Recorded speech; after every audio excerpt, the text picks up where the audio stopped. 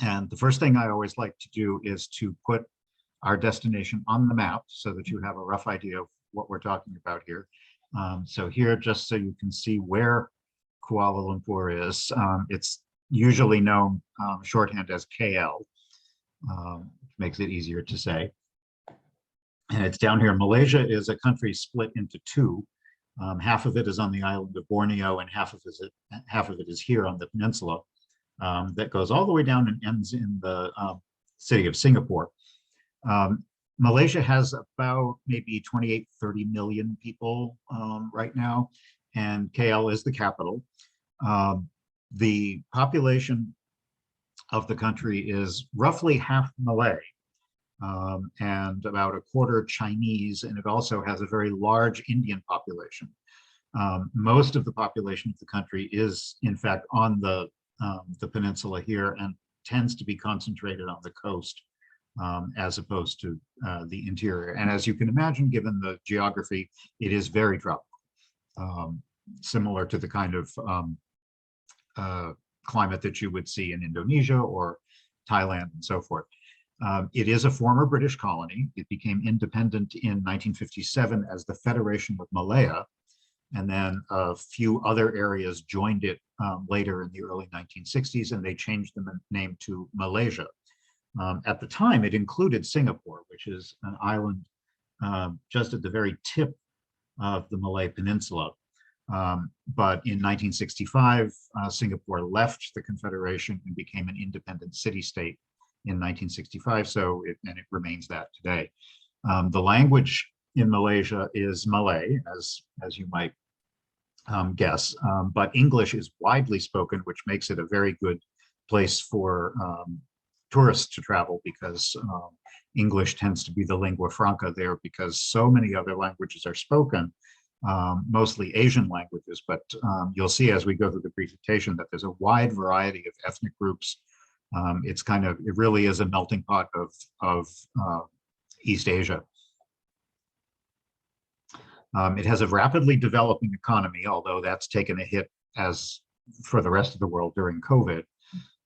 But they have abundant natural resources in Malaysia.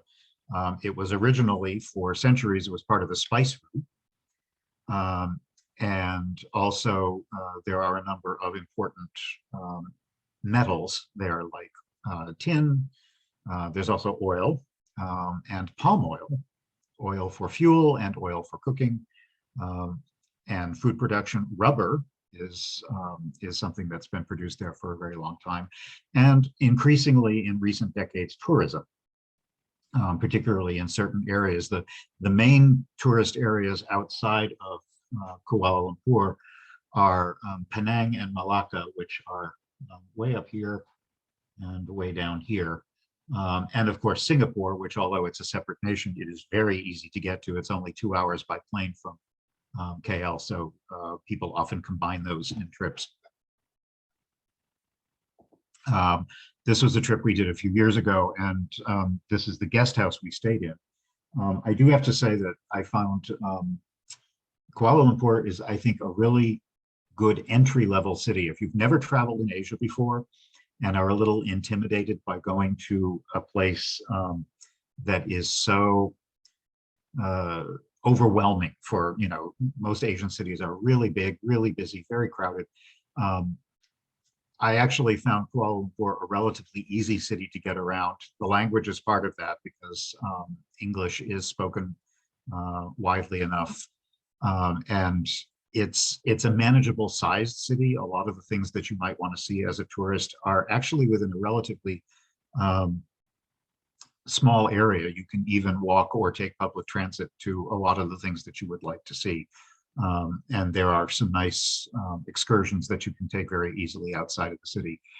The federal district of Kuala Lumpur has about 2 million people in the city itself, but the area around it is considerably larger. There's about 7 million. It's a very big city, but it was started it's a pretty old city for this area. It was settled in the 1850s at the very muddy confluence of two rivers, the Klang River and the Gombak River. And it really got its start because of a rush of tin mining, kind of like the gold rush in California. Tin mining was started there. It was just the tin ore was discovered. And so huge numbers of people came from within the country and without to this otherwise backwater that gradually grew and grew and grew and became the capital of the country about 50 years later in 1896. This was the very comfy little guest house that we stayed in. It's a pretty inexpensive city if you don't stay in really expensive international style hotels. There are lots of little guest houses that are quite comfortable, very safe. It is a very safe city to walk around as a tourist, other than the normal concerns about pickpocketing and things. It's generally, in terms of violent crime, it's really not a problem. So it's an enjoyable city to visit in that sense. This was the terrace behind our guest house, and inside, very comfortable. Malaysia was occupied by the Japanese during World War II. So there's always been a certain amount of ethnic conflict and strife because of all these different ethnic groups and nationalities that meet in this part of the world. There were major race riots, in fact, in the late 1960s between the Malay population and the Chinese immigrant population that lived there, and actually a couple hundred people died in that. That has pretty much calmed down in the decade since then. Here was our breakfast room. Nowadays, it's a big center for banking and finance. It's the major tourist entry point for the city. There's huge amounts of retail and cultural museums and things, which I will show you. And it, of course, is a major center for government. Although at the end of the program, I'm going to show you where they are moving a lot of that to a completely brand new government center that's about, maybe 45 minutes away. A very modern city that's being created right out of the jungle. And that started about 20 years ago. It's officially a Muslim country, although freedom of religion is legally protected. About 60% of the population is Muslim. There's probably 20% who are Buddhists, but there are Hindus, there are Christians, there are Taoists, there are animists. And of course, that comes from the great mix of ethnicities, bringing their various faiths from the countries that they originally come from. Because, partly because it's a Muslim country, and partly just because it's Asia, you will usually find that if you go into a building, you will be expected to take off your shoes, not just in a mosque, which is common in other Muslim countries, but in pretty much any private home that you go into, you would take off your shoes. And that's true in a lot of the hotels, certainly the small ones. It's very hot, it's very humid, pretty much year round, because it's very close to the equator. But one thing that's popular both for locals and tourists alike is they have more than 60 enormous air-conditioned shopping malls, which is where people tend to go rushing off to when the weather gets extremely bad. When we were there, which I think was January, I want to say, yes, it was January. That's actually a very good time to be in this part of the world because while the weather is certainly very warm, it's nowhere near as bad as it is later on when you get into late spring and summer, when it can be unbearably hot and also extremely humid. There's also a lot of rain, as you can imagine, but the rainy season really doesn't pick up until later in the spring. So when we were there, there was some rain, but it's not continual like it will be once you get into April and May. This is the neighborhood around our hotel, which looks awful. This picture makes it look like it's a seedy, disgusting area, but it's not. It's a delightful place. It's a big, bustling city, so there's a lot of that atmosphere. But again, as I said, it does feel very safe. And although it's crowded, and if you're not a city person, that can take a little bit to get used to. I think it's actually a pretty comfortable city to spend time in. There's a wide range of buildings there, lots and lots of skyscrapers. And it's kind of interesting. I found the city interesting because it was hard to imagine that there was any zoning whatsoever. You would find 40 and 50-story skyscrapers like this immediately next to neighborhoods that had guest houses like ours that were only 2 or 3 stories high. The most famous skyscrapers in the city are the Petronas Towers, which were built in '98. I'll show you those in a couple of minutes. They're about 450 meters high and made out of stainless steel.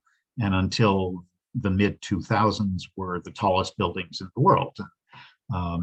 With all the construction that's been going on worldwide with super tall skyscrapers, that most buildings don't hold a record like that for very long before someone else built something taller. But again, here is just an idea of what some of the streetscape looks like with comfortable local housing, apartment buildings, and skyscrapers right around the corner. This is called the Menara KL Tower, Kuala Lumpur Tower, which is almost as high as the Petronas Tower and actually has a better view because it's actually higher. It's up on a hill. And it has the advantage, if you go up to the top, of having a great view of the Petronas Tower. So if you want to see what they look like from further away, it's a nice place to go. And it's in this lovely park that you can walk up to the top of. And this is the view from it. You can see KL actually has a surprising amount of green space in it. It is not a Western city with a very strong grid pattern. It's a confusing city with roads. It's more like Boston. The roads go all over the place. You can see there's this mix of very low-rise, local old neighborhoods with skyscrapers sprouting all over the place in between them, but a surprising number of parks that make the city very green. And that makes it kind of nice to walk around because it's not like being in the middle of Manhattan. You always are coming around the corner to see some of the beautiful tropical foliage. I'm just looking in several directions from that tall tower. This is a close-up view of a place we'll visit a little bit later called, which is the main national mosque for Malaysia, which is architecturally extremely beautiful. And behind it are a couple of the important museums that we'll also stop into. But just looking in every direction around, you can see it's quite a ways from the ocean. It is on a river, but again, the reason that it was built where it was because of tin mining. So this was never a port city in the traditional sense, but it had rivers that allowed the goods that were produced there to get out to the shipping industry. But it actually is surrounded by some beautiful tropical hills and mountains that are always kind of in the background. And here is a very good view from that tower of the Petronas Towers. So these were built in 1998, 450 meters tall, which at the time they were built was the tallest structures anywhere in the world. They were built by Cesar Pelli, who is an Argentinian architect who has built things all over the world. He's a very famous architect. These buildings have now been surpassed by, I think, at least 18 to 20 other skyscrapers. The current reigning champion is the Burj Dubai. Is that true? Yes. It's actually, I think they changed the name to Burj Khalifa now, actually, which is the one in Dubai that is currently the tallest skyscraper in the world.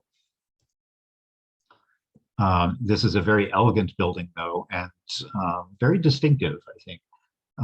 This is actually 2 identical towers that are joined by a sky bridge.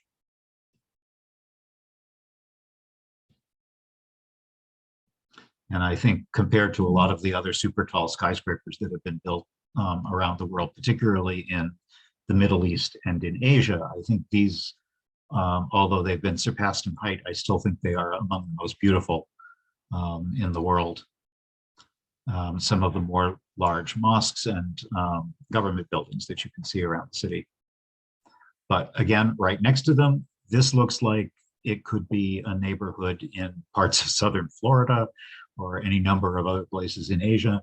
And this is mixed right next to neighborhoods with incredibly tall skyscrapers. You can, in fact, you can walk to this neighborhood from the Petronas Towers. To give you a little bit of a comparison, here are the Petronas Towers back when they were the tallest thing around. And now there are several other things that have surpassed them. Here's Burj Khalifa in Dubai, which is not quite twice as high. And even more since then. The Shanghai Tower went up, the World Trade Center in New York, just to give you an idea of where they fit.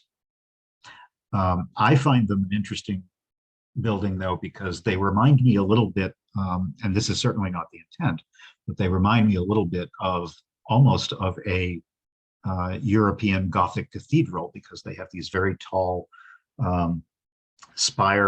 identical spires connected with a sky bridge that makes them almost look like the facade of a cathedral. That was certainly not Pelly's intent. And in fact, if you look at, you can see all the ins and outs of the structure. If you were to look at the floor plan, it's actually designed to look like a flower, a typical flower of Malaysia. And that was the reason for the design of these little jagged and curled indentations in the building.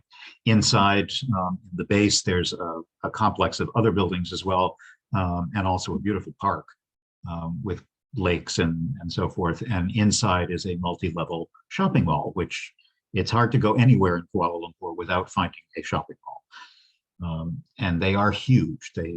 They far surpass anything that you would see anywhere in our area here. Here again, this is a little better view of the two towers connected with the bridge. You can go up. We didn't go up because we went up the other tower instead. But you can actually go up and walk across the sky bridge if you want. And I think you can go up to the top as well for another view. Just some scenes strolling around the parks below the Petronas Towers. It's beautiful tropical parkland, urban parks with water features and benches and tropical gardens and so forth. It's really quite a successful development that has kind of become one of the main civic centers of the city.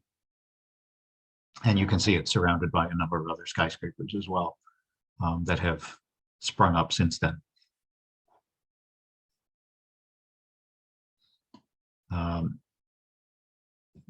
The area around it is a pretty busy downtown area. Again, it's a financial district.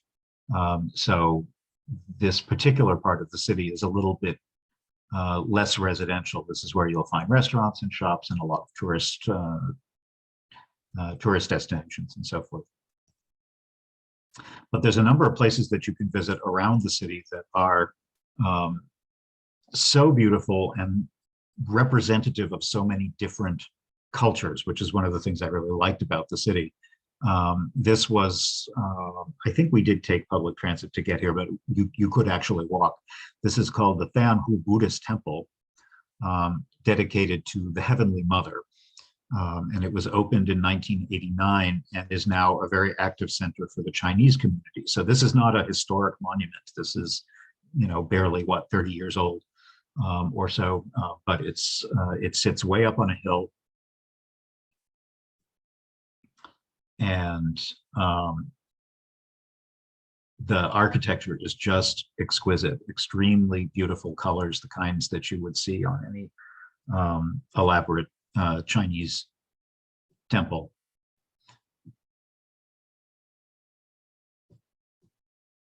The Chinese are probably the single largest ethnic group represented in KL and in the country as a whole, even though there's quite a few others as well. So it's almost like a microcosm of Southeast Asia, where you can see representative architecture from India, from Thailand, from China, from Vietnam, sprinkled around the city.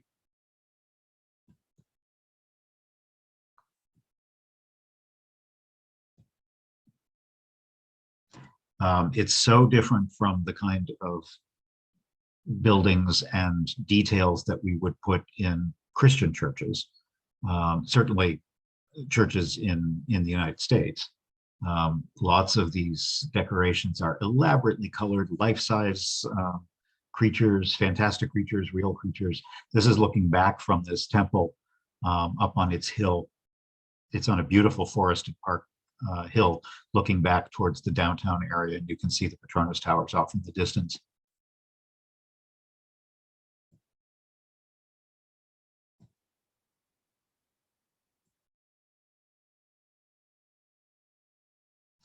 And not far from here is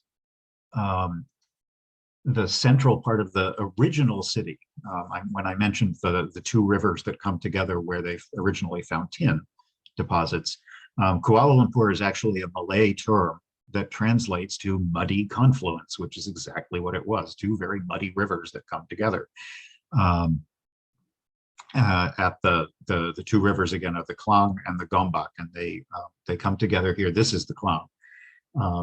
I kind of feel bad that for a city that really wouldn't exist if it weren't for these rivers. The modern city really doesn't pay too much attention to them, so there's not a lot of beautiful river frontage. There's no river walk that you can take. You almost don't see them when you're walking through the city. I think there's a few places where they're trying to improve on that, but it's not terribly noticeable. This is not Paris or London with a beautiful river running through it. This is about the most exciting that you see, the Klang, the banks of the Klang. I'm a big fan of markets when I travel, even if I'm not actually buying anything. And of course, they do have all of the shopping malls with lots of Asian and Western stores, international stores, but there's tons and tons of local street markets as well that sell local goods for the residents, and also food, fruits, vegetables, meats, fish, all that kind of thing.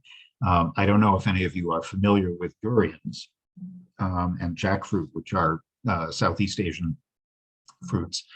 You can see them here.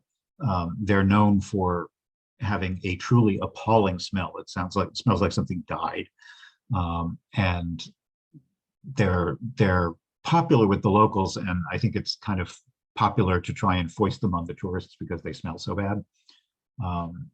But if you eat them, they actually are. If you ignore the smell, the taste is actually quite delicious, very creamy. It's almost like a custard. And very sweet. So it's really only the odor of the plant or of the fruit that's really bad. They're very popular there. You can find them even here in Massachusetts in a few of the Asian markets. And here's a couple of other kinds of fruits. The rambutans at the top, which are also quite delicious, and dragon fruits down below.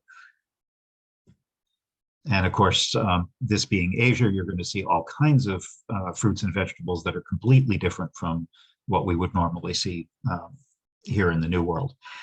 This is a popular street called Jalan Alor, which is one of the central areas for outdoor dining. There are tons and tons of restaurants here serving all kinds of food. Malaysian food is delicious. And of course, but you can also get ethnic cuisines from all the other ethnic groups that are in the city. This is a very popular place to go because the restaurants spill out into the street. There's not as much traffic. It's mostly pedestrianized.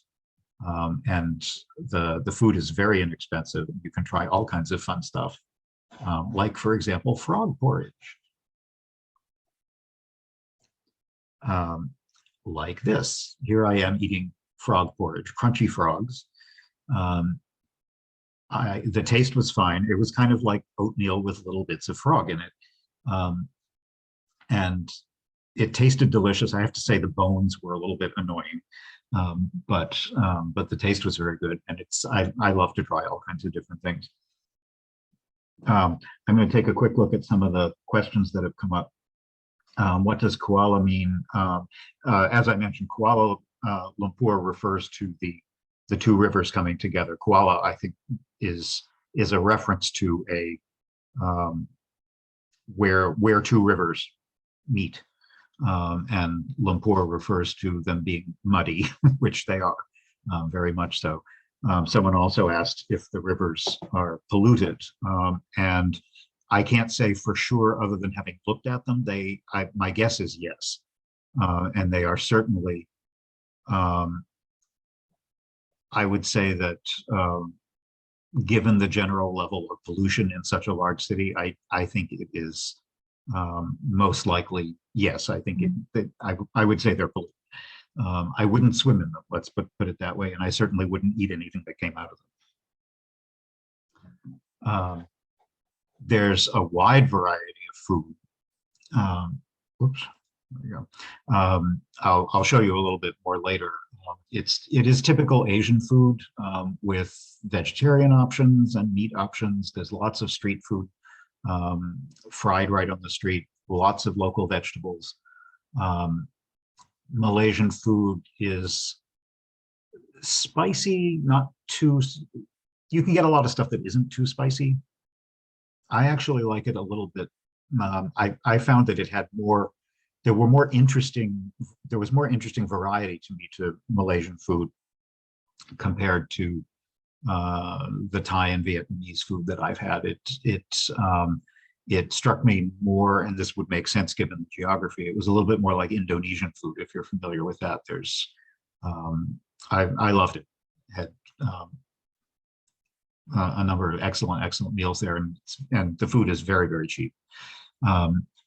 The sidewalks, on the other hand, as you can see here, are downright dangerous, particularly if you're walking at night and on a street that has no street lights. This was our street, actually. The little blue building that you might be able to see in the corner was our guest house.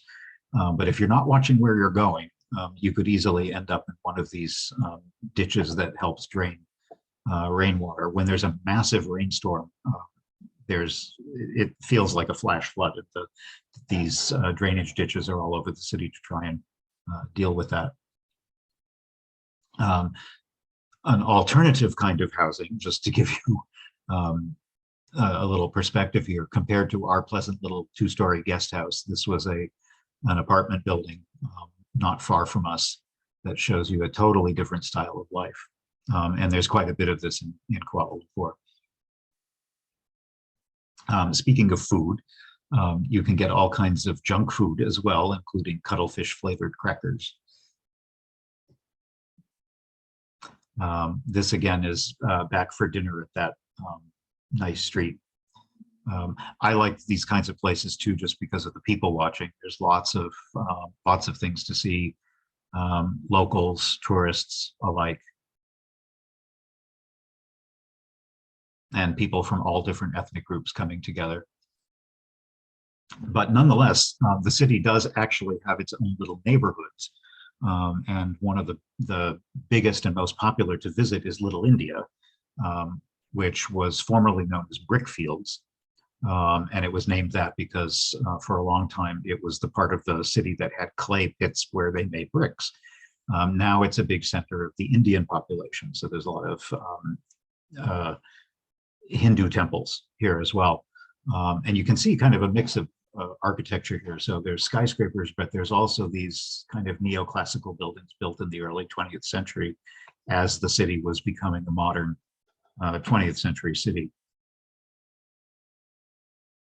And here also you will find the oldest mosque in the city, although it's Little India, but here's a Muslim mosque built in 1907 at the very historic center of the city. This is very close to where the rivers come together. Unusually, it was designed by a British architect. And when we were there, it was under renovation. I assume it's been completed then, so we couldn't see the inside, but it's a beautiful old building that's now over 100 years old. And all throughout this Little India area, you can see, in fact, from many parts of the city, you can see the Petronas Towers off in the distance, hovering over the skyline. Here's an old movie house from the 1920s that is still actually used to show films. And lots and lots of interesting little local stores. This is a bookstore, but they also have shops selling saris and everything imaginable. There is a Chinatown part of the city. There's this little India. If you like exploring those kind of ethnic neighborhoods, that was one of the joys of the city. Is you can each ethnic group has its kind of own little corner of the city to where you can find restaurants and shops and markets that cater to those populations. There's also a lot of really ugly architecture, to be quite frank. As I said, I don't think KL has made much of an effort at zoning or design criteria. So there are beautiful historic buildings and temples right next to the most god-awful stuff that clearly got put up by somebody who was cutting corners on design costs. And being a very modern city, it's also kind of funny to see this as well, where some of the most important daily activities are done by people using tools from 100 years ago, but they work perfectly well. Also in Little India is this old mansion called the Loki Mansion, which was built in the 1860s, not long after the city really got going as a tin center. And it's been recently restored. And it was originally built in the 1860s as a mansion for one of the wealthy tin magnates at the time. And in 100 years later, it was used by the Japanese High Command as their command center when Malaysia was occupied during World War II by the Japanese.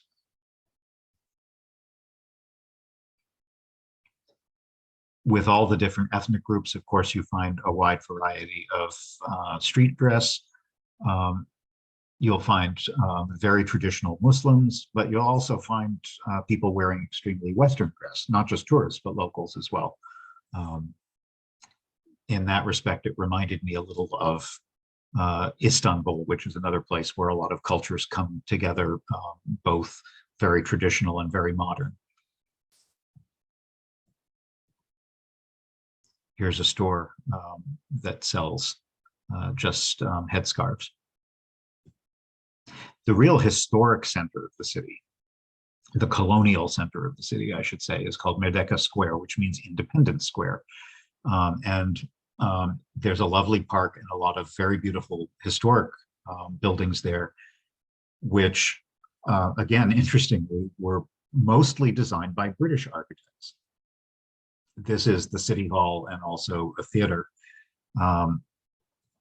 And right next to it, you'll find this was a kind of odd, twisty building that was under construction at the time. And these strange lampposts that have sort of like Dr. Seuss flowers growing at the top. And this truly bizarre sculpture of, this was probably 20 feet high in the middle of the park. And it's supposed to represent tropical pitcher plants, which you may have seen in botanical gardens at some point. But here they are, you know, big enough to swallow a whole human being. But the area around this square is very beautiful with all of these colonial style buildings that, even though they're a weird design because they were designed by Western architects who were trying to give their impression of the exotic East.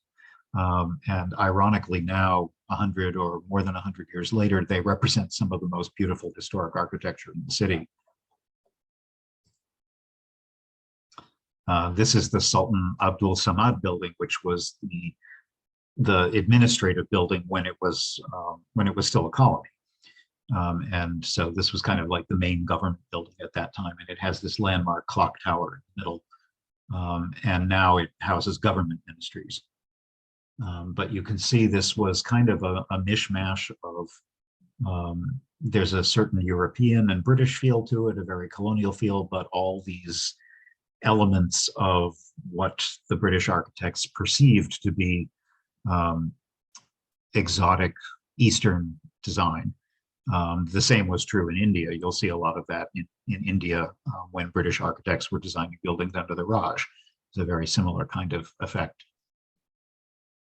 And right across the park from it is the Royal Selangor Club, built in the 1880s in this sort of mock Tudor style. This was a private club for the elite colonial rulers, basically built by the high-ranking British officials for their own pleasure. Now they play cricket there. Cricket is extremely popular in Malaysia, which is true, I think, of many former British colonies. And believe it or not, right across the street is the Anglican Cathedral, 1894. Again, all of these buildings are from the time period when there were British colonial rulers and administrators stationed there, and they built things to make their lives comfortable. This is looking back towards you can see the tower and the observation tower in the back. And this other very beautiful building with the stripes on it is the National Textiles Museum, which has a superb collection if you're interested in textiles. And behind it, this skyscraper is actually one of the more successful ones. It was built in the 1980s. It's called the Dayabumi complex, and it was one of the very first skyscrapers in the city. And it has a very distinctive Islamic influence, which you can see in the sort of flower and star shape of the floor plan, and also the arches at the top. And it's a very serene kind of building that I think the design is quite successful even today, 40 years later, unlike a lot of the other stuff that has been built.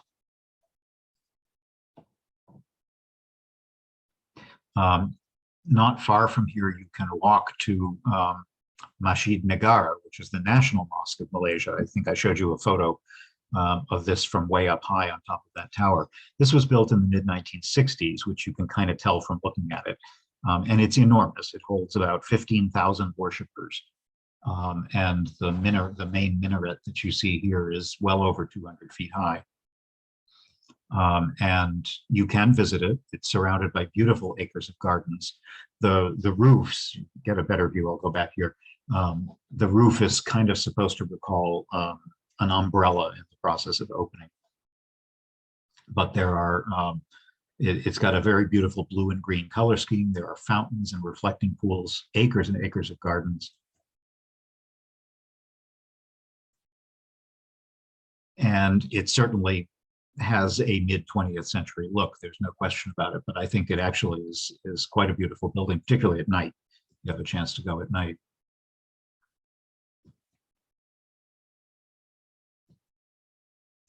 And although it is a mosque, you are allowed to, as a non-Muslim, you would be allowed to enter. The only place that you can't go is into the main prayer hall, although you can look through the doorway as I'm doing here, but you just can't enter. So as modern as it is, I think it's a very beautiful building, very serene inside. Here's an interesting Muslim clock, an Arab with Arabic letter. It actually goes backwards, counterclockwise to what we would normally see a clock do. So this is actually, I think, about 20 past 12 or 40 past 12.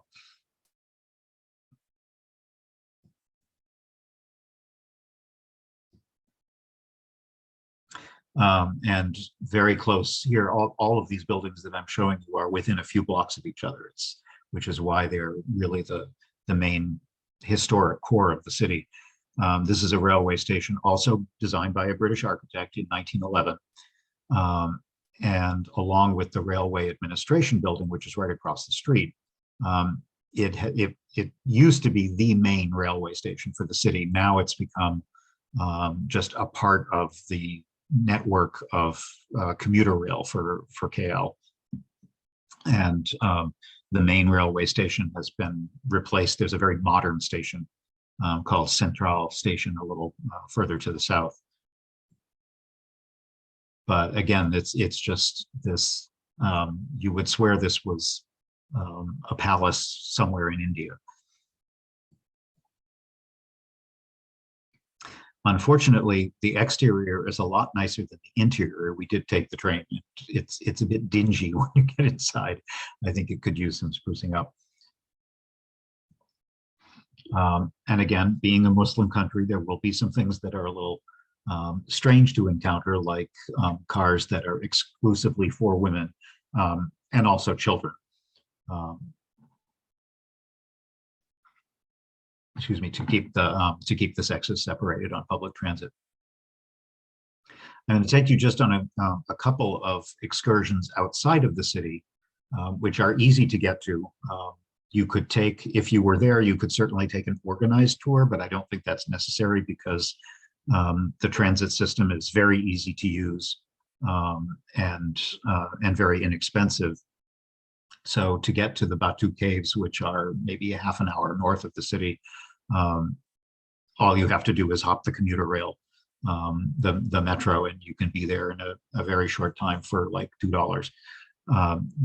This is one of the prime Hindu sites in the area.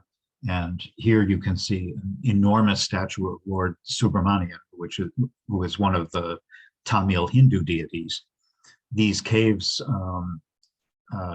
which are part of the karst formation that is the geology common to a lot of Southeast Asia, is now a major pilgrimage site for Hindus, especially during the Thaipusam celebration, which is usually it's a major Hindu festival in usually January or February, where millions, literally millions of people come to these caves to make a pilgrimage.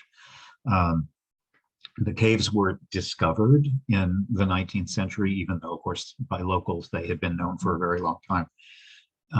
And this is kind of what you see as you approach them.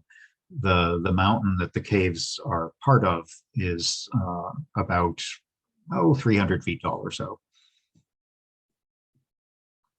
And there are just the most incredible, if you've never seen Hindu temples or Hindu architecture and Hindu sculpture, it's completely over the top. And it's really fun because the detail, the color is just incredible. And of course, you're going to see a lot of the Hindu population here because this whole area around the caves is a focal point for that population. The big draw is this incredibly tall statue. And then there's about 300 steps that you take to ascend into the caves, which are kind of in the center of the mountain.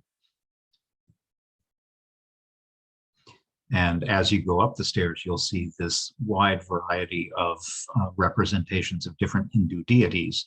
I won't pretend in the least to understand the intricacies of Hindu worship, but there are all kinds of different deities representing different concepts and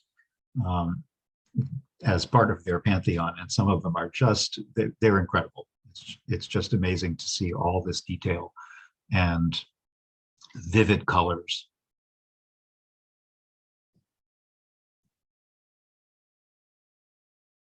And of course, plenty of Hindu tourists were there as well, because even though we weren't there at the time of the festival, it is a pilgrimage spot, not just for tourists to go see, but devout Hindus from all over go to see this very important spot. When you get up into the top, after you've climbed all of these stairs,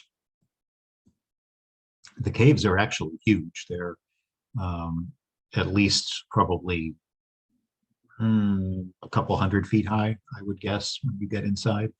And because it's a pilgrimage place, there's still a lot of schlock that you can buy. So you can buy Hindu schlock, you can buy little models of the Petronas towers.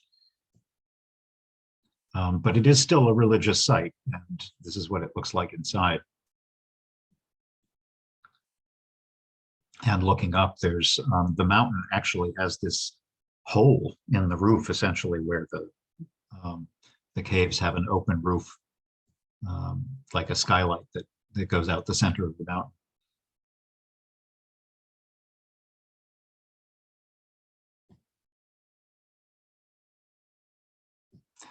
And it's not actually that far away. Here we are looking out the entrance to the caves, but you can see it's only, 10 miles or so. You can see the tower and the Patronus Towers off in the distance.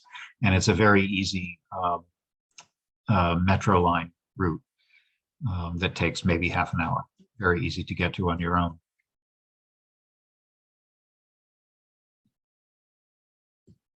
While you're there, you may run into monkeys like this with a baby. They will eat anything that they can come across, including your ice cream cone. So you should avoid them. They're actually kind of nasty. They look cute, but you don't want to get close to them. We stopped for lunch. Here's just some examples of Malaysian food, which you can get all different varieties of. Of course, Malaysia relies a lot on rice and spicy vegetable mixes and noodles as well, although more rice than noodles. And we ate in this nice little local restaurant for lunch where they had signs showing you how if you eat their food, you can go from this to this because their food is so healthy.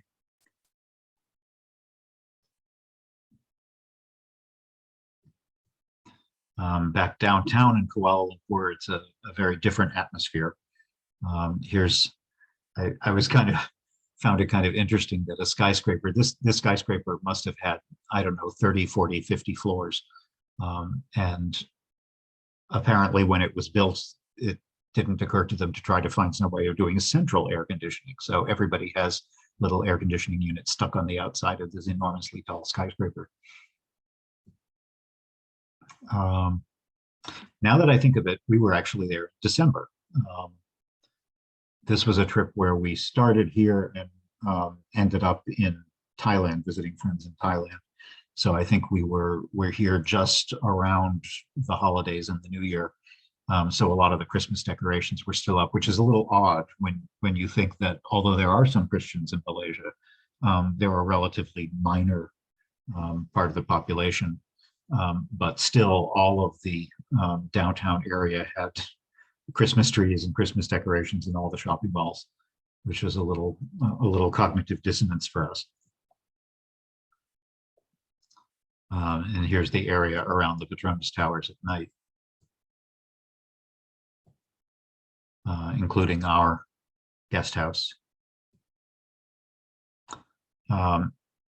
This is the back to the Patronus Towers again. Here's the enormous shopping mall built into the base. And you should absolutely go visit there at night because the entire area is lit up and it's incredibly dramatic to see all the skyscrapers lit up. And there is a elaborate fountain system as well that does shows throughout the evening.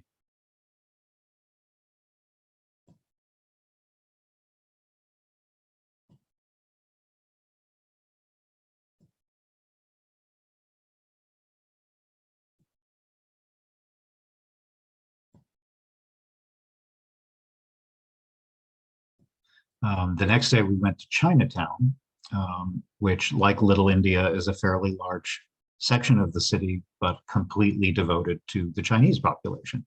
And it's centered around a street called Petaling Street. As I said, I think about roughly 20% of the population of the city is Chinese. So this is a big part of the city.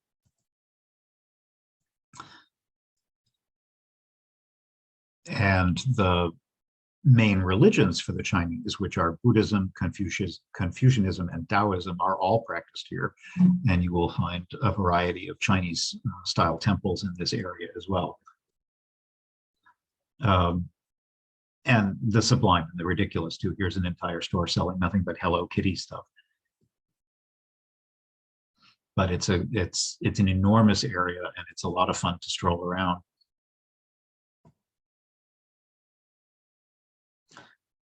It certainly would remind you of Chinatown in San Francisco or Chinatown in New York, any big city Chinatown. It goes on for a significant area, and this building here, which kind of looks Art Deco, is actually Art Deco. It was built in the 1930s as the big central market for the city, not specifically for the Chinatown area, but for KL as a whole. You can see that Islamic skyscraper kind of peeking out from behind it, all covered in white marble. But this building was actually slated for demolition in the 1970s. And someone fortunately banded some people together, and they saved it and restored it. So it is now still being used as a market. But it's kind of nice to see one of the few Art Deco buildings in the city still in use for its original purpose. Here's one of the local public transit stops. KL has an excellent public transit system. So again, you would be insane to drive a car anywhere in KL, but there's extensive bus service, train services, and trams and metros that make it very easy to get around the city. Not so much because it's a big city, a lot of the stuff you could walk to, but if it's hot, you may not want to walk in high heat and humidity. So it's nice to have the option of quickly taking very inexpensive public transit to get from one place to another. Here's another one of the important temples in Chinatown. This is actually the oldest Taoist temple in the city from the 1860s. So not long after the city really was established as a mining center. It's called the Seiya Temple. And it's kind of an odd layout because I don't know if you can see from this image that we're looking along the street, but the temple itself inside behind the wall is completely askew. And that's mainly because of Feng Shui. The temple is designed according to the principles of Feng Shui, so it's oriented that way. And it's very beautiful inside, again, very Chinese in style.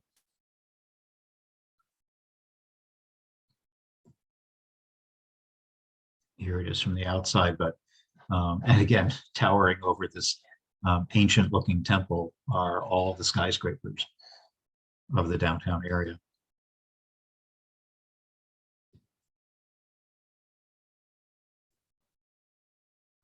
Another example of the extreme danger of not watching where you're walking. You could easily twist an ankle if you're not careful in the city. Or for that matter, if you were not careful in your parking, you could end up losing an axle too. This reminded me of a lot of the kinds of local lunch counter restaurants that we have here in Massachusetts and so many of our cities and towns, where the locals just go for breakfast, usually the guys, hang out, talk, discuss the latest news, and have some interesting breakfast foods.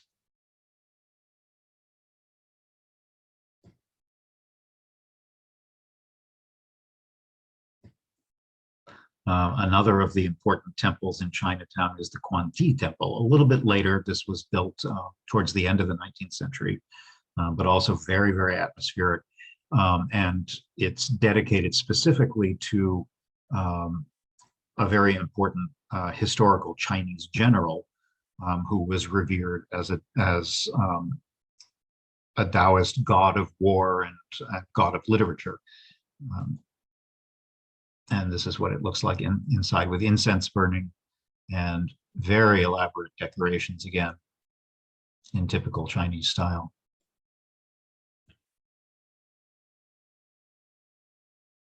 Lots of interesting things. If you're willing to be adventurous in your cuisine, you can try all kinds of stuff. And here I wanted to give you an example of a Hindu temple, because again, they are so different. So this is the same style that we were seeing in the caves north of the city, but this is a more traditional style city temple. This is called the Sri Maha Mariamman Hindu Temple, and it is also very old. It's the oldest Hindu temple in Malaysia, founded in 1873. And as many Hindu temples have this huge pyramid of representative sculptures with unbelievable detail. This particular one is dedicated to the South Indian mother goddess. And during the festival I mentioned called Thaipusam, which is usually held in January or February, there is an idol that is carried from here on foot all the way to the Batu Caves, several miles north of the city, followed by an immense crowd of tens and tens of thousands of people. And here's the inside of the temple. Unlike the Muslim mosques, you don't have to be an observant member of these religions or faiths to enter any of these temples. Obviously, it's important to be respectful and reserved in your behavior, but there is no religious prohibition on people visiting.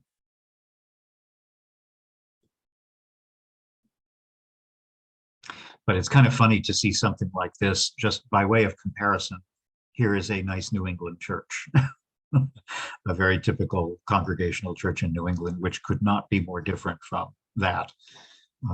So having been born and raised here in Massachusetts, it's kind of fun to see this incredibly exuberant style of representations of concepts of faith. And in fact, these are the buildings immediately around the temple where even on the neighboring buildings, they have sculptures of animals and other deities looking out. Inside the temple, these are little oil lamps.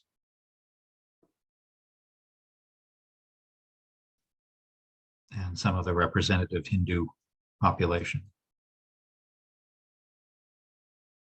Even on the front of the building, there's these horses. This reminded me a little bit of, I don't know if any of you have ever been to St. Mark's in Venice. The cathedral in Venice has the original sculptures of the horses. And of course, this is completely different, but it reminded me of it right on the roof overlooking the street. And again, on the opposite end of the spectrum, you have Happy Planet, where you can buy all manner of real and fake flowers. Here we are back again. This is the literal confluence of the rivers. You can see two rivers coming together into one. And right behind it is Kolam Biru, which is the oldest mosque in the city. And this is one of the few places where there actually is a little bit of renovation and development to kind of make the area around the rivers look kind of nice. So there are some bridges that go across, and they light this whole area up with blue lights at night, with fountains and pools and stuff like that. So this was actually kind of a nice area, and it's just historically important because this is really where the name of the city comes from. This is the Kuala Lumpur, where the two muddy rivers come together. Unfortunately, the rest of it looks like this. So it's not like you would be likely to stroll along here. A highlight, even if you don't think you're interested in this sort of thing, I would recommend it for the building alone, is the Islamic Arts Museum, which is a superb collection of all manner of Islamic arts. And the building itself, this is the main dome, is spectacular. Here's the entrance. It was built in the 1980s, and it focuses on decorative arts. So they have clothing, textiles, ceramics, paintings. They even have an entire section on architectural models. It's an absolutely stunning collection. If you are at all interested in Islamic art, or even if not, you can learn an awful lot there. And the building alone is just exquisitely beautiful. each section has these domes, and there are gardens surrounding the terraces, and each major hall has one of these very impressive domes.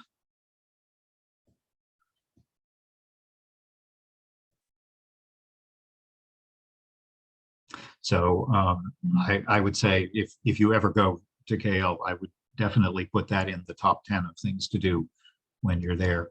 It's also a beautiful part of the city to stroll around in, because it's in an area that has a lot more parkland, which is why you might be accosted by the occasional monkey. And there's a superb botanical garden and an aviary where a lot of people go to hang out. This is kind of like their Central Park. The bird park is one of the world's largest aviaries. In fact, it focuses, of course, on species from Southeast Asia, but they are some of the more exotic birds you'll see, and they tend to, for the most part, they're kind of just freely walking around. There are a few areas where they're under nets, but it's a spectacular place to just walk around, enjoy, get an ice cream, drink out of a coconut, stay in the shade, and see some of the most incredible birds.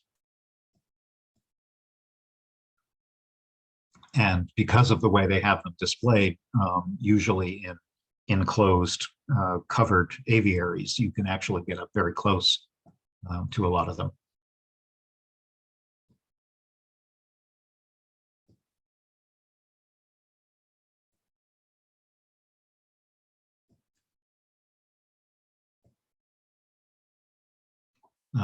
Here's a sacred ibis drinking out of a coconut. I don't know what a group of storks is, but this is one. Here's an example of some very conservatively dressed Muslim women. Hornbills, you get some hornbills there. And of course, it's a great place to take kids. I don't know if you would be traveling with children, but if you are, this would be one of the things that I think they would enjoy the most, because you can have personal encounters with all sorts of different exotic birds.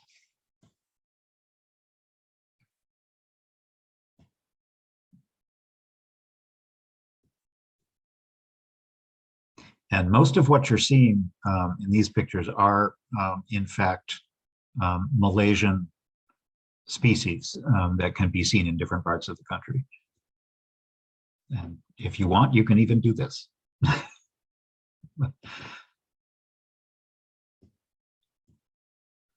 I did notice here, just outside the entrance, this sign was kind of funny. There was this small kiosk type building, which they had to put this sign up because clearly a lot of people thought it was a public restroom, when in fact it was a prayer hall for local Muslims. The restrooms were in a completely different location.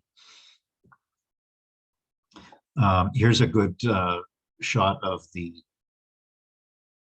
public transit system. They have a light rail that goes around. They don't really have an underground because the geology in the KL area just does not lend itself to digging. So pretty much everything that they have is above ground or at ground level, but it makes it very convenient to get around the downtown area, because driving is not convenient. Driving is an absolute hot mess. In fact, this traffic cop that you can see here is in fact a robot. He's not a real human being. But his arm went down, up and down. So this is a typical street in downtown KL with all manner of pedestrians, motorcyclists, bicycles, people milling around, people carrying stuff. So taxis, you definitely don't want to drive, and there's no need to, absolutely no need to. Even walking, here's David demonstrating how, again, walking can be very dangerous. The other excursion that I don't know that many people actually do it, but we found it quite interesting. Way at the beginning of the program, I think I mentioned that Malaysia is moving a number of their major government functions to a completely new planned city that's about 25 kilometers, so like 15 miles away from downtown Kuala Lumpur. It's a new administrative center, and they started shifting things there about 20 years ago, but it's been under construction continually and will probably continue for many years into the future.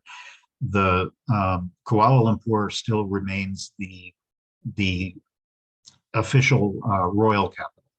So that's where the king is based, and a number of important governmental departments are still there.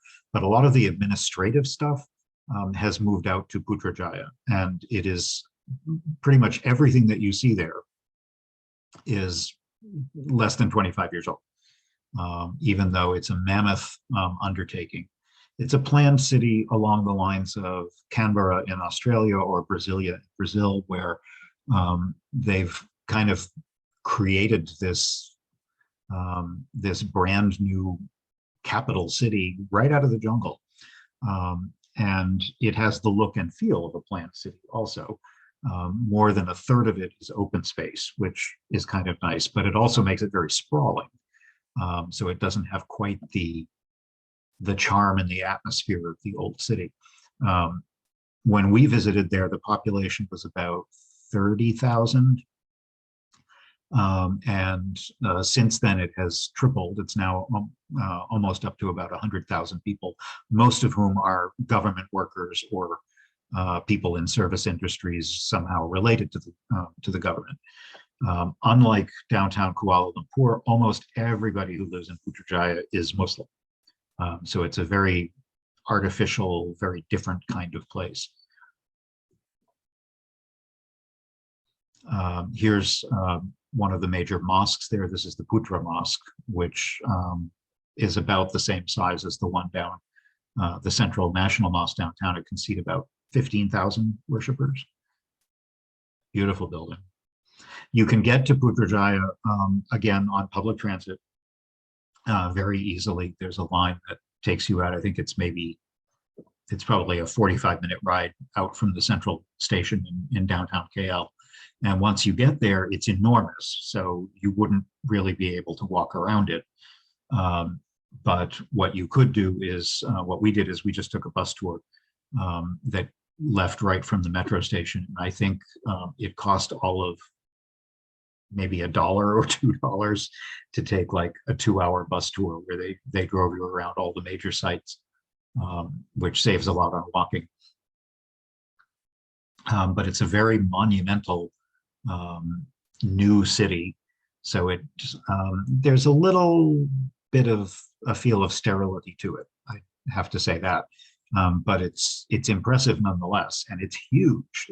There's artificial lakes and rivers. There are elaborate architectural masterpieces being done by famous architects all over the place. Here I am in front of the mosque. Here's another one of the mosques. This is called the Iron Mosque, which almost looks like something out of Star Trek. This is the second big mosque for Putrajaya, and it's even larger. It holds 20,000 people. We did not, that was one that we were not able to get inside to see what the interior looked like. And actually, I should go back. You can see what looks almost like a smokestack is actually the minaret that is associated with the mosque. And all along the riverfront and the lakefront in this whole area are enormous modern government buildings. These are things like the finance ministry and the education ministry and the justice department and all those kinds of things. There's a particularly beautiful bridge. And this imposing building, which looks like it might be a mosque, and sort of like the Taj Mahal, is actually the office of the Prime Minister.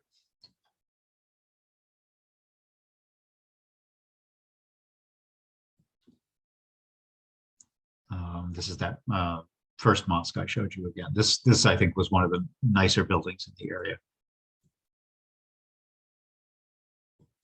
They even had, believe it or not, I say this as a librarian, they had these little library book drop kiosks where you could borrow and return books from their library system. And they even had free Wi-Fi. Let's see up there. The problem, I think, with this city, though, is that it's so huge that it really doesn't feel walkable in the way that downtown Boston would be or downtown KL would be. It doesn't. It's just too big, and it is very well connected to the rest of the city. There's a direct connection to the airport. There are local monorails that can take you around, and boats also that will take you around within the city, but it's just so vast, it doesn't really feel like a comfortable strolling city. But it is surrounded by some beautiful, lush countryside. The building that you can see up on the hill is the Foreign Ministry, Ministry of Foreign Affairs. And there's a number of administrative skyscrapers. This one, I believe this one, it was one or the other of these, and I want to say it's the one on the left, was pointed out to us because unusually it was designed by a female architect, female Muslim architect, which for this country would be rather unusual. Here's another one of the very modern bridges. There's also some more traditional style bridges. When you get to the far end of Putrajaya, there's this, what looks like a spaceship is actually the convention center built up high on a hill with this great view all the way back. And the bridge that connects to it is supposed to resemble the Pont Alexandre in Paris, which I think I can kind of see it, but I don't think it's terribly successful at imitating that. But this is, as you can see, a very not modern bridge. It's a very traditional style bridge, kind of imitating a more European look.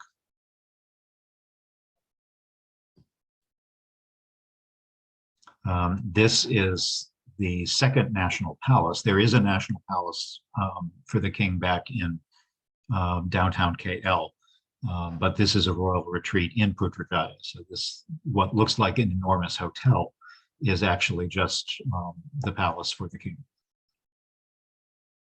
And here's a view looking, if you go up on the hill where the convention center is, you can look down. Now, you'll see a lot of this looks like it's under construction, which it is. At the time we were there, a lot of it had not yet been completed, and that's still going on. I think the long-term plan for Putrajaya is, decades into the future as it is slowly built out to accommodate more and more government functions. And here's a view looking back just only to the south part.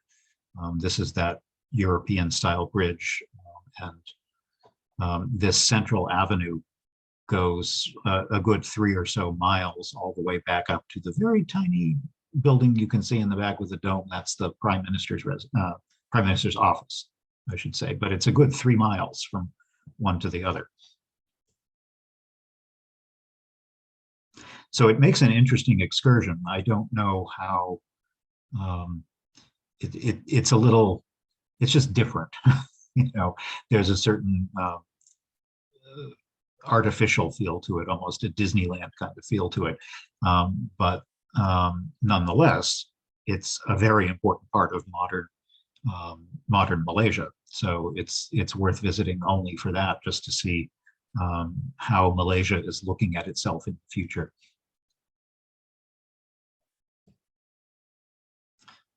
This is the Palace of Justice, essentially the Supreme Court building for Malaysia. And the local government built offices, because Putrajaya is actually a city in its own right. So in addition to all these government buildings, there's a huge amount of residential buildings and apartments for the people who live there and work there. So this is the city hall for Putrajaya in a very sort of modern Islamic look. And the center has 3 miles of this massive pedestrian promenade that goes from one end to the other. I'm not sure you can see, given the heat, that not a lot of people are strolling in the 80 to 90 degree heat, but it's a nice thought.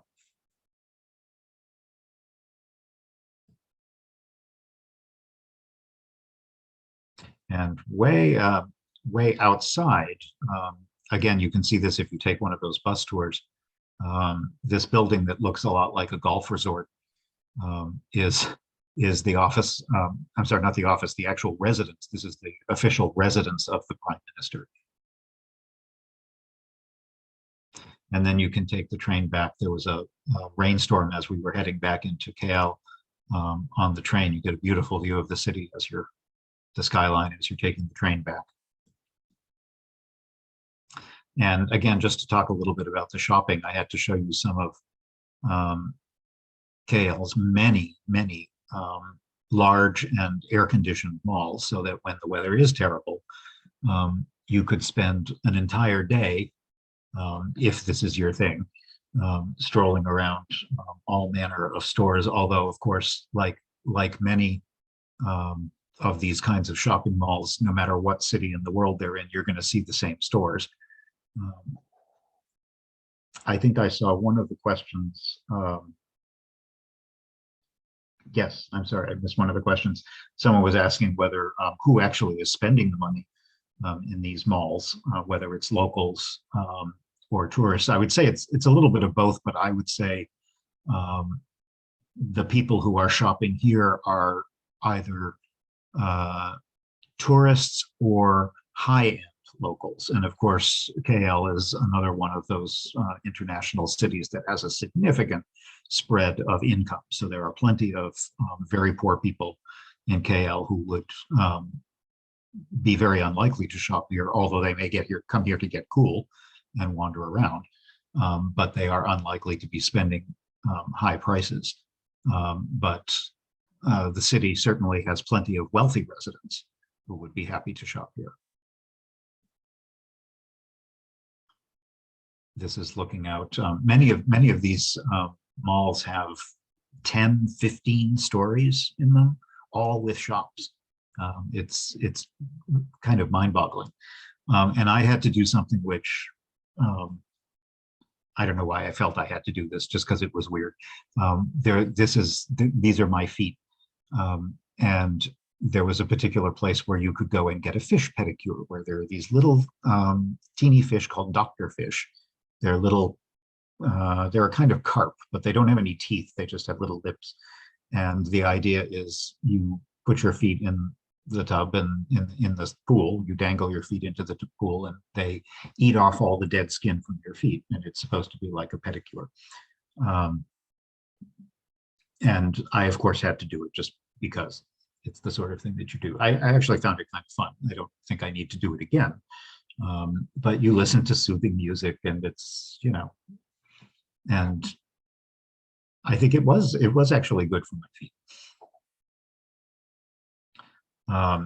It was a little odd, again, to see Christmas decorations the same way you'd see it at Burlington Mall or any place in Boston. That was a little strange. But again, these malls are absolutely gargantuan. This is just one corner of one mall. Many of them have literally hundreds of stores.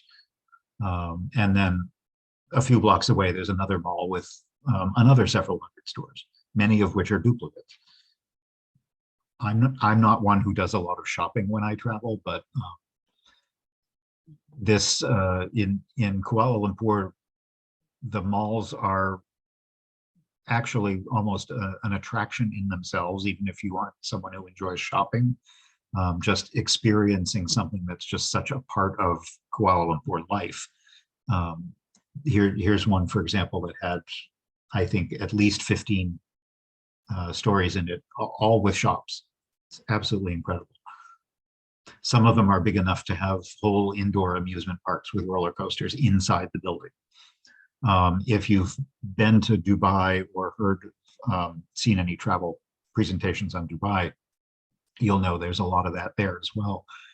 Some of it is just a desire to be over the top and attract shoppers and tourists. Some of it is just because this is a way to make a lot of activities possible in a climate where doing it outdoors is just downright unpleasant because it rains a lot of the year and it's unbearably hot and humid for a lot of the year. So just build a giant mall and put it all inside. And I'm going to end the program with one good thing about the malls is they have superb food courts. And if you want to get a variety of different food, the food courts in some of these malls were incredible. They'd be like 20 or 30 different restaurants with Malaysian food and Vietnamese food and Chinese food, all different kinds of things to try with very, very reasonable prices. And a lot of people do go there to eat, and it's fine for tourism as well. And the food is pretty inexpensive, so you don't have to go to a high-end restaurant to get really good, interesting food. And I just love this place because they had multiple O's and multiple umlauts, supposedly making the noodles more interesting, I guess. I don't know. But if you ever go there, I actually think the food courts are worth a stop. So I will end my program there, and I'm going to stop my share. Oh, good, we're right on time. And if anyone has any additional questions, I want to go through and see did I miss any questions? I just wanted to jump in here, Jeff, and say that the chat was actually disabled for this program. So if anybody does have any questions, they should send it to the Q&A. That was my mistake from a previous program. We had the settings set up so that the chat was disabled. But if anybody would like to ask a question, send it to the Q&A. It looks like a few people have found that. I think I got all of the questions that I noticed coming through.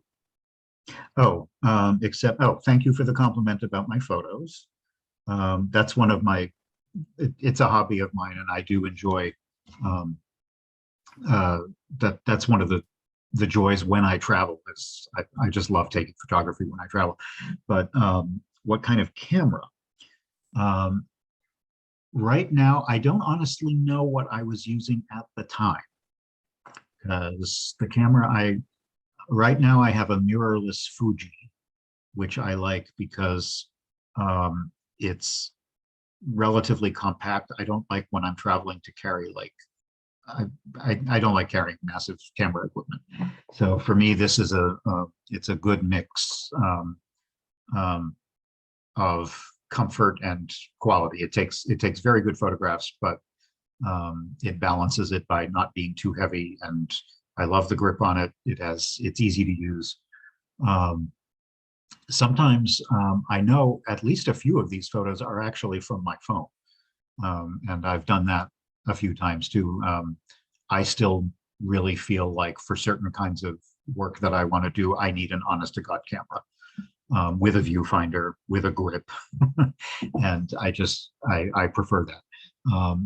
But it's kind of nice that these days we're all walking around with smartphones that have cameras that are, they may not be perfect and they may not do everything, but they're really, really good.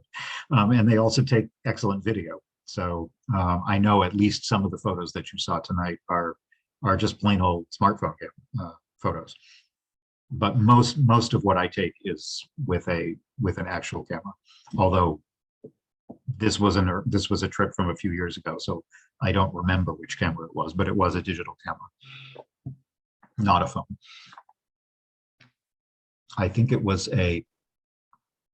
the time I was using a Panasonic. Now I have a Fuji, but I like it very much. Nice. Excellent. Thank you. You should put together a program on travel photography. I have one. You do? Oh, I okay. do. All right. If you would ever Excellent. like me to do it, I would be happy to do a, um, it's, yeah, it focuses more on what to look for, Yeah. how to think about composing photographs when you travel from more from an art perspective. I put it together because there was one of the local art um, guilds in one of the communities nearby wanted me to do something about, how to think about photography as an art, and it is. It can be a hobby, but it can also, I think it's particularly when you're traveling, it's a way of capturing the feel of a place, Mhm. and your own memories. One of the reasons I love doing these programs is I can relive vacations that I took years ago by remembering the little details that struck me at the time. So yeah, I'd be happy to do that for you at some point. And it has a Oh, mix. It has a mix of photographs from all over, all different travels that I've done. oh, we should definitely do that. Absolutely. That would be amazing. Um, and then Renee had a couple of questions. So first, please tell us more about what the local food tastes like. Did you get that? I think I you told us about that I one a little kind of bit. tried to Yeah. cover some of that. I don't remember a lot of specifics. I do remember um, just finding Malaysian food was so varied. There was just like, um, and of course it's Asian. It has a lot of very typical kind. There's noodles, there's rice, there's Is it meat, spicy? with sauces. It can be, but not all of it is. Yeah. Kind of like a lot of the other cuisine in that part of the world. There are some dishes that are very spicy. There are some that aren't. Um, there's certainly plenty of vegetarian dishes if Oh, that's good. Yeah. important to you, but there's also plenty of meat. There's lots of street food, and the street food is fun because you can just try all kinds of things. Oh, yeah. Donnie was asking, is it safe to eat street food? Um, Yeah, there's no ingredients listing, I guess. I no. mean, Um, yeah, I could tell you stories. I won't. I know. You don't want any of those details. But yes, I have certainly experienced. I had a very bad papaya once in Bangkok. That I'll just leave it there. Um, in general, cooked foods are safer, and in general, fruit. Um, that was my mistake. I ate fruit that was cut up, like in a salad, Okay. and Right. it is much better to, if you're going to eat fruits and vegetables, eat something where you can wash it, you can peel the skin off.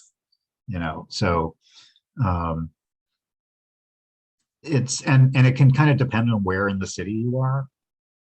So definitely, if you're staying in a hotel, ask them what neighborhoods are good for that, what aren't. Guidebooks are usually good at being able to give you an idea of if there are places in the city where that kind of stuff is not as good. Hmm. uh, you never know. Even in a nice restaurant, you could have a bad experience. But cooked food is usually not, is particularly like if you're eating some deep fried thing, that kind of stuff is usually okay. I think where you're more likely to run into trouble is fruits and Mhm. vegetables um, that might not have been properly washed. Yeah. And you rented a house, and so was there? You had a refrigerator in the house, No, this was like it was a guest house. It was a more guest house. Yeah. like a bed and breakfast. So we had our own room, our own bathroom, um, but there was a shared. It wasn't very big. I don't know how many rooms there were, but there was a shared kitchen. Mhm. So you could, so for it really only for breakfast. But you could just make your own coffee and make your own breakfasts, and they had things to eat and drink, and a fridge. So if you did want to buy stuff and store it, you could do that too. But it was shared. Okay. But again, it was so cheap. Like, Yeah. you know, you can spend a lot of money to stay in a fancy international hotel, but it will have no personality, and there's a place for that. And sometimes it's, the older I get, the more I want some of those creature comforts, but still, you can often have those for half the price in a little place that's just as Oh, safe, yeah. just as comfortable. Yeah, Some of our best stories traveling come from those places where we yeah. They have give more up a little bit. personality. Yeah. Yeah. Mhm. Someone anonymous asks, do people live in the high towers, or is it Yes. all commercial? No, a lot of those, in fact, I would say, except downtown, many of the skyscrapers you saw are actually residential ones. Wow. Yeah. Wow. So what kind of Um, people live in those? and well, it varies. Some of them don't look so nice, and some of Oh, them are okay. brand new and gorgeous. Mhm. But height has nothing to do with it. You could have like cheapo apartments with those external air conditioners and laundry hanging on the balcony 50 stories up. So you're And talking then, about the ones that are like the tiered yeah, apartments. yeah. Oh, But okay. then, I but see. then again, Yeah, sprinkled yeah. throughout the city, there were all of these older buildings, much more similar to where we stayed, just like a 2-3 story concrete apartment building. Um, that was a very common kind of housing. Mhm. But there are obviously there are office skyscrapers, but a huge number of the buildings you might have seen in the photos tonight were residential. Yeah. Wow. And how's the air? Humid. It's a big city. Mhm. I would not say I didn't notice any pollution that was worse than any other large city I've been in. Certainly compared to, you hear stories about going to um, Beijing or something. Beijing or Delhi. Yeah. They don't have that degree of problem by any means, but it's a big city, but it's certainly, um, I think the humidity was more of a problem. And of course, there's the car traffic. So um, there's just a lot of car fumes, which is a different kind of pollution, but it's, you know, What is it? Is it coastal? um, not specifically. I forget how many miles. It's not on the coast. It's near the coast, Mhm. but so it certainly it gets weather from the coast, Mhm. but it's at least 10-15 miles from Oh, the okay. coastline. Okay. So it's not like you get coastal breezes and the way you would if you were a city like Boston that's right on the water. There are some big cities in Malaysia that are actually right on the coastline, but KL is quite a ways in.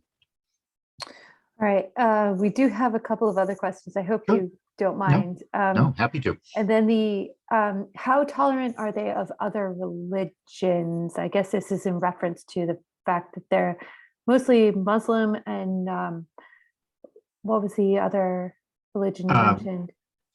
Chinese religions are the other big one, but Yeah. the city itself is pretty tolerant. Hmm. If you were to get way out into small villages in the countryside where there isn't that mix of populations, I'm sure things would be different. But KL is a very modern, very cosmopolitan city. And like I said at the beginning, if you have never traveled to Asia, um, I think it would be a very good first city to go to, because I think it would be an easy one to, as a Westerner, to go there and not feel quite so overwhelmed as you might if you went to Bangkok or Hong Kong, or, well, Singapore is probably similar too. Singapore is another one where there's a huge mix of ethnicities just Yeah. because of the history. Malay Muslims are the majority, but there's like easily 40% of the population is something else. So it's quite a mix. Yeah. Like it is here, Yeah. or in Canada nowadays too. Yeah. Um, what was in the back of that car in the beginning of your talk? Was that yellow chickens? Oh, I have to we have to go go back. back. I'm going back to the very beginning of my program because I don't remember what that was. Car with chickens.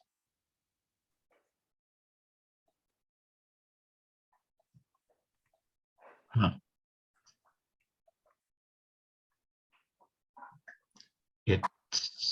It certainly wouldn't surprise me. I'm not seeing that photo, but Hmm.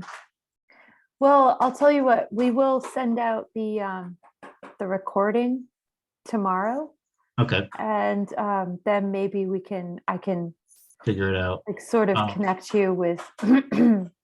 Yeah, I'm looking through to see. Oh, this one. Okay. Yeah. Oh, I think I know which photo they're talking to. No, they're actually, there was a photo of our street that has some of the buildings in our neighborhood. And there was a pickup truck going through that had a whole bunch of stuff piled in the back that they're actually bags, yellow plastic bags. But Oh, if you look at them quickly, I could see you might think they were chickens. oh no. No, I don't know what was in them, but they were just yellow plastic bags of something, probably either garbage or some goods that somebody was taking. But yeah, Hopefully they weren't chickens. I don't think they were chickens. No. Oh, good. Okay, excellent. And then Jean asks the question that we ask. Oh, wait, one more relevant question to the topic tonight. Were you using local currency, or what might be the exchange rate? Oh yeah, well, this was a few years ago, so I don't Yeah. remember what the Mhm. exchange rate was. Um, it's a generally inexpensive country, Mm. no question. Um, the cost of accommodations, the cost of public transit is very inexpensive. Food is very inexpensive. The biggest cost would be flights getting there. Um, and oh yes, you would.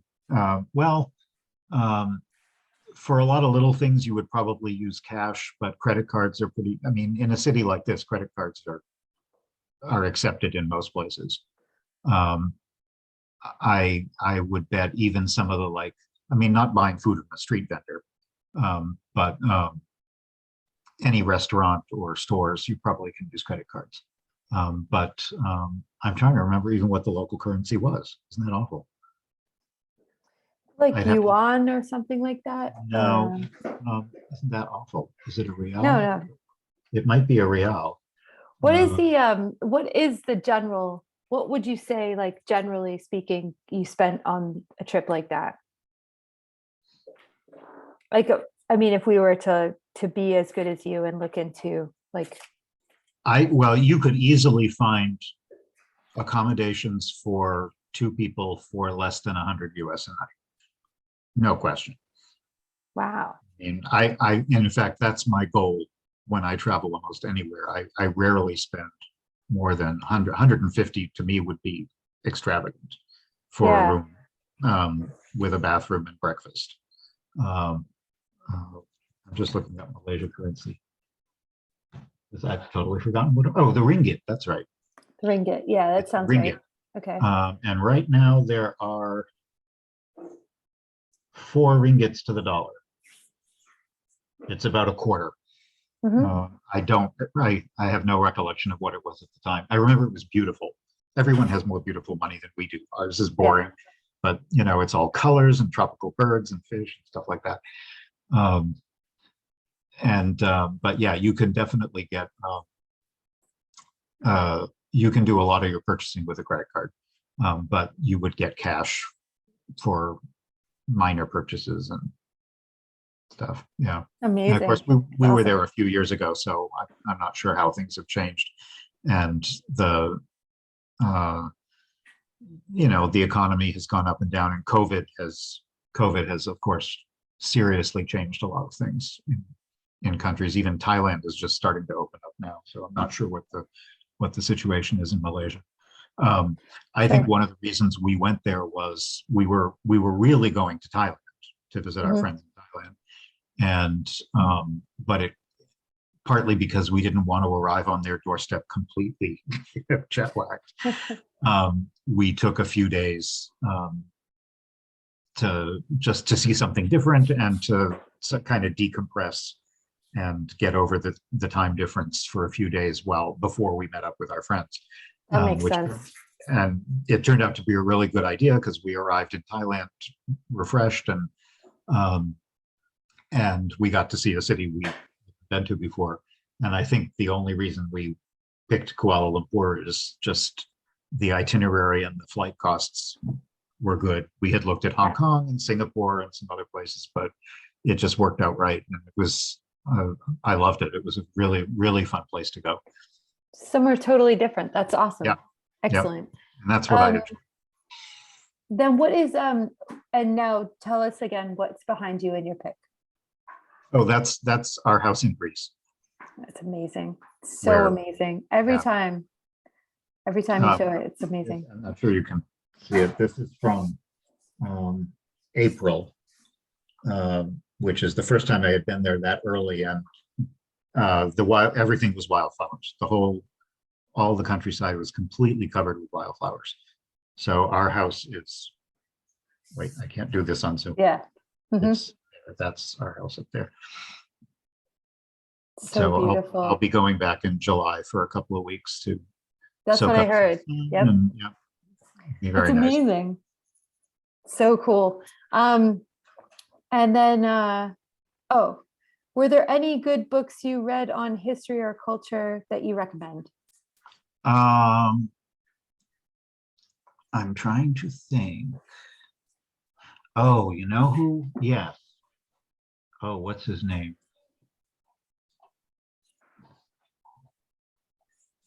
There's an excellent author, Tai Kwan En, I think his name is. Yes, Tan Kwan En, who wrote fairly recently, within the last 20 years or so. Really, really beautiful, like 20th century fiction. He wrote The Garden of Evening Mists, and what is the other one? Gift of Rain. Oh, okay. And he's pretty available. I think I would not doubt that Chelmsford owns his titles. They're very widely known. I think those were two that I read at the time. They get into a lot of the conflict between Malaysia having been occupied by Japan during the war. So his stories often involve characters that are crossing those ethnic boundaries, which is difficult. And so, when you're looking back at the history of the different cultures and how they dealt with each other in the war, I would highly recommend him. And I think, who's the other one that I think there's an author who I haven't read named Zen Cho, who I don't know, but I know, and I'm trying to think, Han Suyin, who was also an older author from years ago, has some stuff about Malaysia. And what was that author again? Han Suyin, Han, and then Suyin. Excellent. And I think actually, isn't Lord Jim by Conrad? Which yeah. Yep. I think yep. I think I read that in high school, so I don't know much about it. But I'm pretty sure that was set in Malaysia also.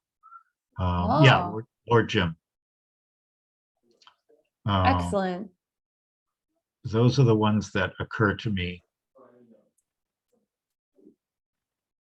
There you go. Okay, and Peter Carey. Now I want to read this. Peter Carey is another of an author that I really enjoy. I believe he's Australian. And I've read a number of things, but I'm just seeing there's a mention of one called My Life is a Fake, which I have not read. It's from 2003, and part of it takes place in Kuala Lumpur. Oh, wow. Cool. But I think of all the ones, I would start with the Tan Tuan Eng.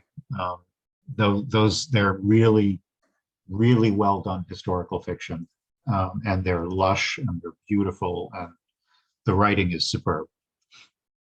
But they have to do a lot with like torn loyalties between people in wartime, and that kind of thing. But If you don't know anything about the history of the area, which I didn't, um, they're good at kind of bringing that history alive for a country I just didn't know much about. That's awesome. Thank you so much. Yeah.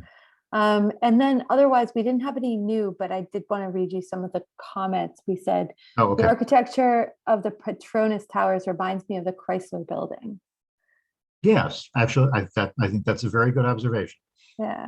Yeah. And then at the shrine in the mountain, I can see where you would want to walk up because it seems like there are many stations of unique statues. Mhm. On the other hand, 300 steps is about 25 flights of stairs. Is there Yeah. any way? Oh, I guess this was a question. Is there any other way to get up or down? There, I was going to say there has to be, but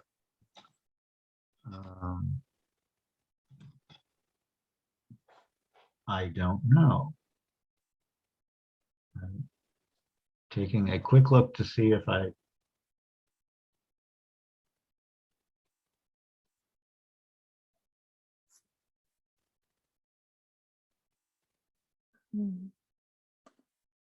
No. Yeah, I mean, it is a pilgrimage site, so a number of people go up the hard way on their Yeah.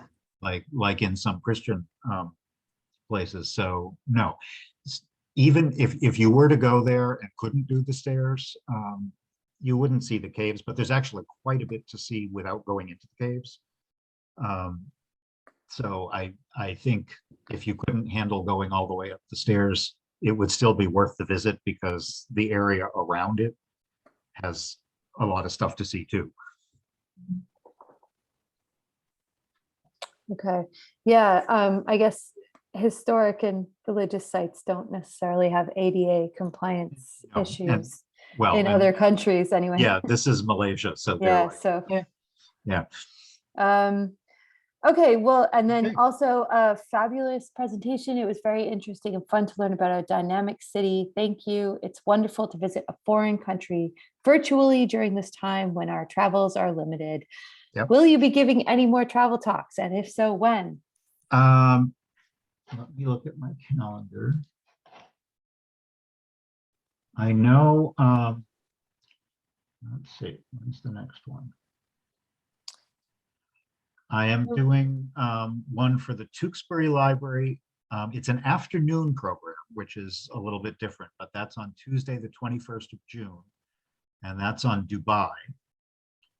And then I think the only other one I have scheduled right now, I know there will be others during the summer, but the only other one I see scheduled right now is in August. I will be doing Norway, also an afternoon program for the Tewksbury Library on August 16th.